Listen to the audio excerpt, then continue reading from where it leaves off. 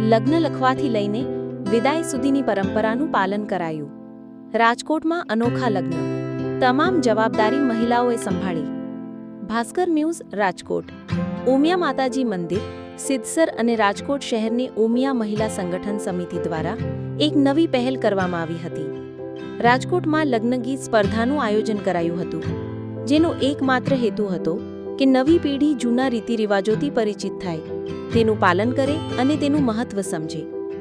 જો કે આ લગ્નગીત સ્પર્ધામાં એક આખો લગ્ન પ્રસંગ કરવામાં આવ્યો, જેમાં લગ્ન લખવાથી લઈને કન્યા વિદાય સુધીના પ્રસંગમાં જે આપણા વડીલો લગ્ન પ્રસંગ માટે જે પદ્ધતિ, રિવાજો, પરંપરા બનાવી છે તે તમામનું પાલન કરવામાં આવ્યું હતું.